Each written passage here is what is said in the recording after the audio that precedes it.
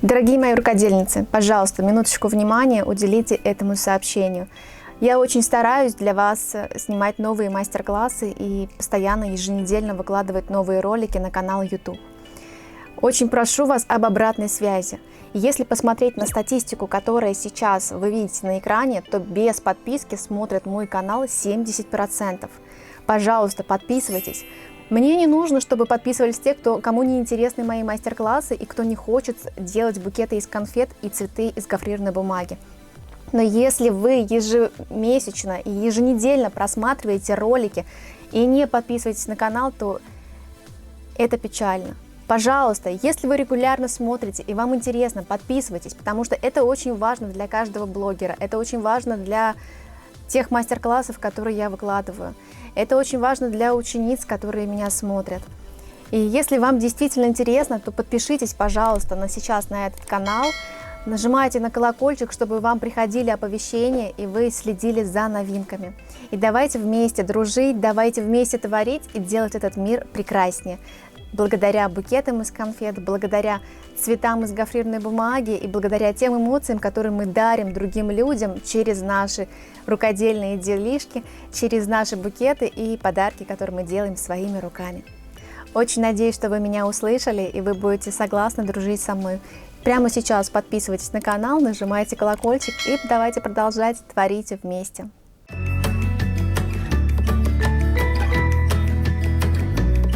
Привет, мои дорогие! С вами Анна Тюмерова. Сегодня у нас с вами очередной мастер-класс по розам из конфет. Одна моя ученица просила заснять, как сделать именно вот такие розы своими руками.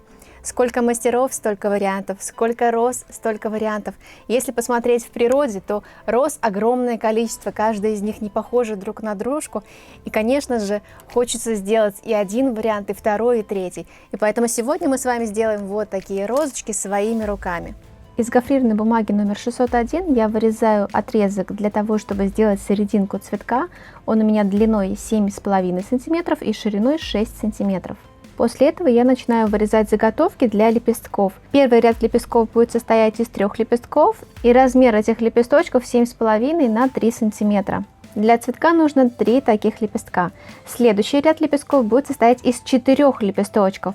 Здесь уже размер немножко другой. 7,5 см на 4 см. И третий ряд лепестков будет состоять из 5 лепестков шириной 5 см и длиной также 7,5 см. В итоге для того, чтобы сделать один цветок из конфет, нам нужно взять одну заготовку для бутона, 5 лепесточков для внешнего круга, 4 лепесточка по 4 см и 3 лепестка по 3 см.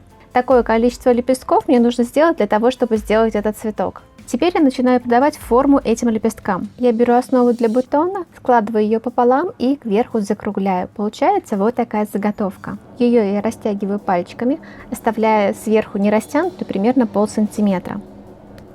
Беру конфету Рафаэлло, ее хвостики прячу вниз, вставляю конфету в заготовку для бутона. Одну сторону натягиваю на эту конфету и по низу с внутренней стороны наношу термоклей. Далее заворачиваю вторую сторону на эту конфетку и внутрь вставляю шпажку. После этого плотненько прижимаю основание цветочка к этой шпажке. У нас получается вот такой бутон, основа для этого цветка. Теперь я беру 3 лепесточка по 3 см, снизу уголочек отрезаю, сверху закругляю. Придаю форму такую каждому лепестку.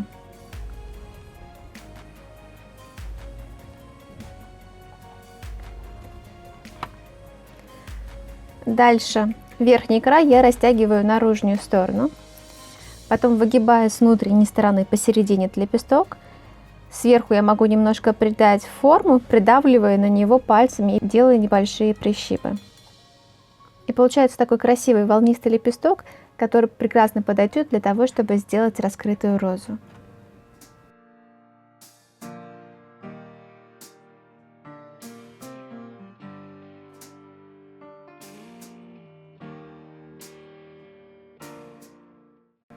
И у нас получается 3 таких лепестка, и эти лепестки мы сейчас будем приклеивать вокруг бутона.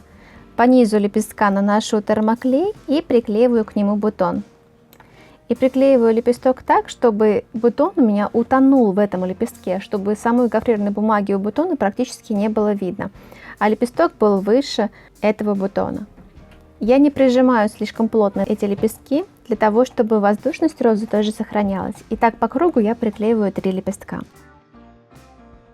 И получается сейчас вот такой бутон-цветочек. Если у вас где-то недостаточно складочек и воланов, можно сделать еще дополнительно прищипы поверху этих лепестков и сделать больше воланов у самих лепестков.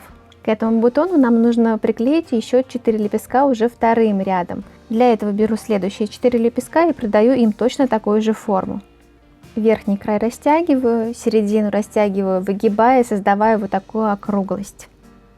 Здесь точно так же поверху я делаю небольшие прищипы, создавая красивые воланы. Теперь эти 4 лепестка мы будем приклеивать вокруг конфеты.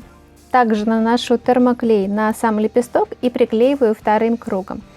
Приклеиваю не очень плотно, а немножко воздушно, делая прищип посередине этого лепестка. За счет этого он у нас приклеивается более воздушно и создается расстояние между первым рядом лепестков и вторым.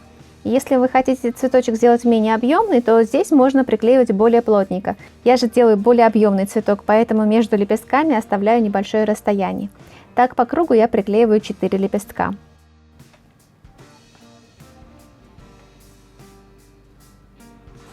И на этом этапе у нас получается такой цветок.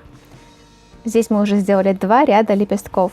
И теперь беру следующие 5 лепестков, из них точно так же вырезаю лепестки в форме капельки и придаю им объемный вид.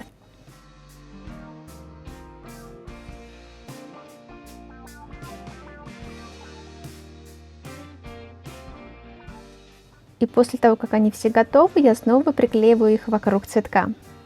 Эти лепестки у нас получились более широкие, шириной 5 см, поэтому нахлёст друг на друга у лепестков будет чуть-чуть побольше. Лепестки третьего ряда также приклеиваю немножко ниже, чем предыдущие лепестки, для того, чтобы поверху у нас цветок получился не абсолютно ровный и плоский, а немножко округлый. Получилась вот такая воздушная роза. И если вам не хватает здесь воланов, вы можете немножко сделать прищипы поверху этих лепестков, и воланов у лепестков будет побольше, и роза будет более изысканная.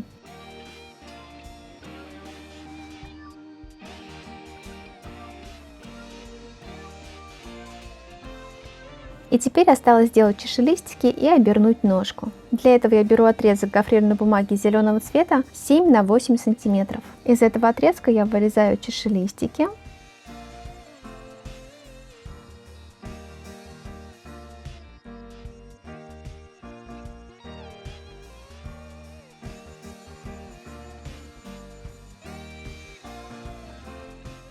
Высота зубчиков которого 4 см. Далее мне нужно закрутить вверх пальчиками, и каждый из них я немножко растягиваю. Так они будут лучше огибать сам цветок. Далее наношу термоклей по самому низу и обклеиваю вокруг цветка. Приклеиваю так в круговую, плотно прижимаю чашелистики к самому цветочку, чтобы хорошенько все склеилось. Каждый чашелистик загибаю в сторону самого цветка, чтобы они лучше его огибали. Теперь беру полоску гофрированной бумаги 1,5 см шириной и этой полоской обклеиваю все основание цветочка, плавно переходя на сам стебель.